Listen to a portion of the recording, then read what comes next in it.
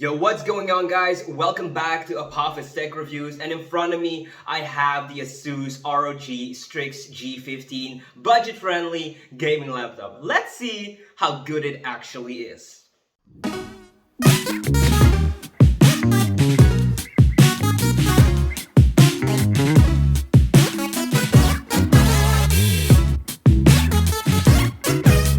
Alright, so there are a bunch of different configurations available in this model.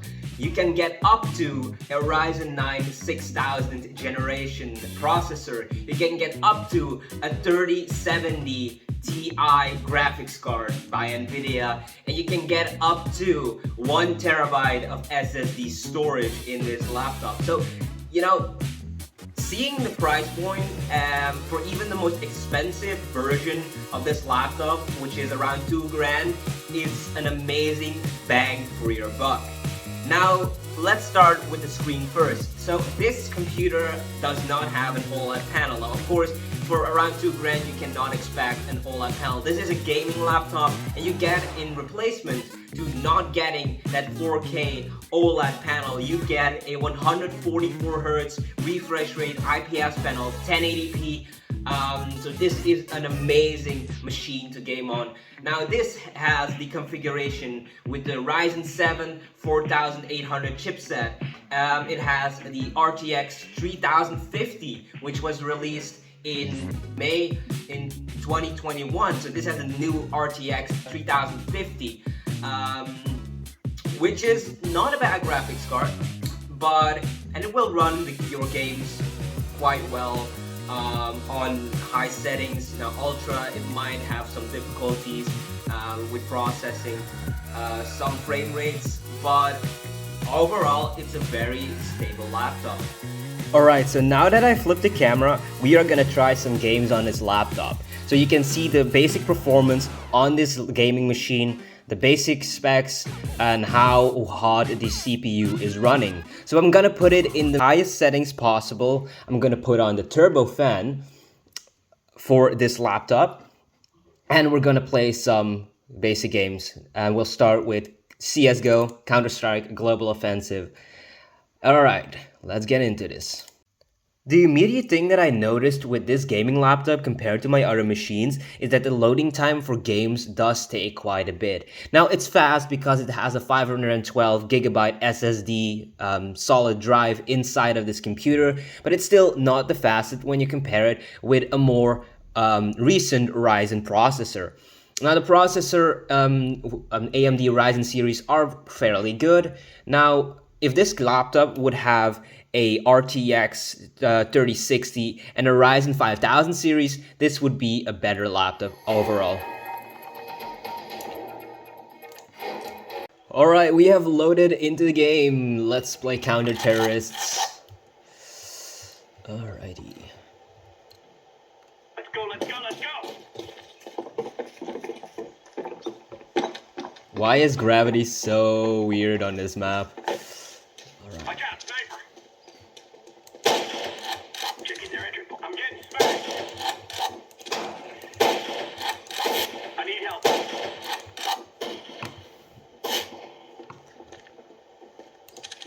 Need help. There is a saw.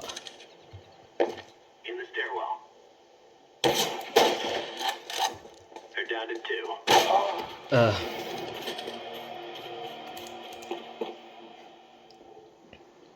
They recovered the bomb.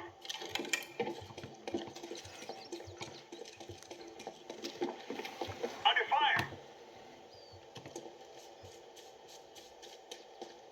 Bomb has been planted. Got a sniper.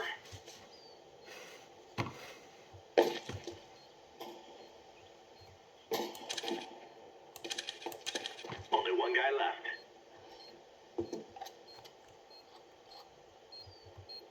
Using the bomb. I've got you covered.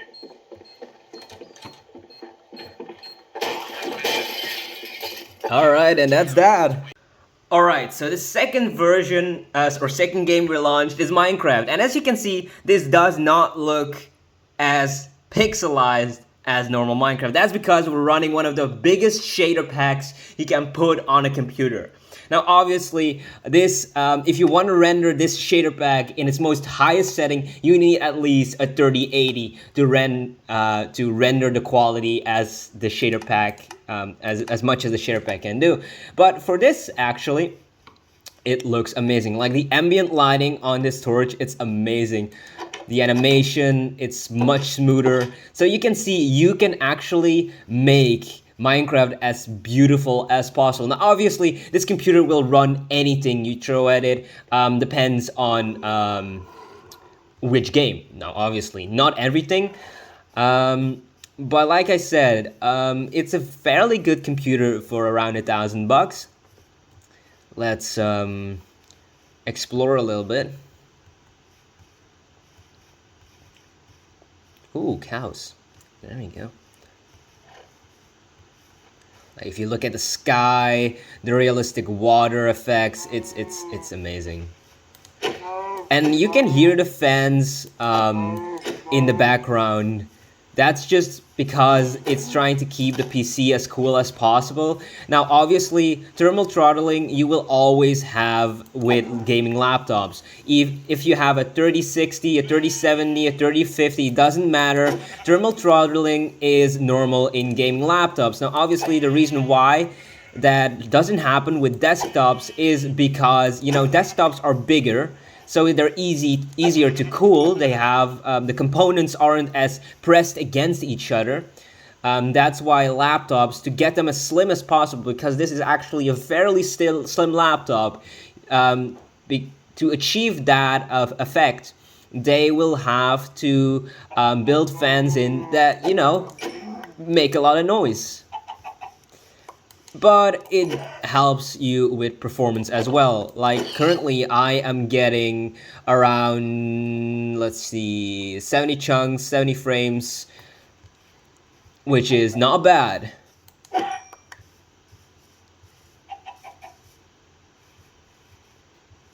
So the chunk update is around 70, which is not bad. Frame rate around, with this shader pack, around 20 to 30 frames per second.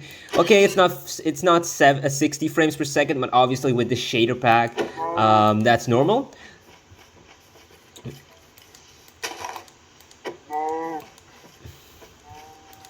Why can I not kill this cow? All right. Now, the 144 Hz refresh rate on the screen does help with a lot of games. Now, not only with Minecraft and killing players and mobs, but also in shooting games and stuff like that. It does make a difference.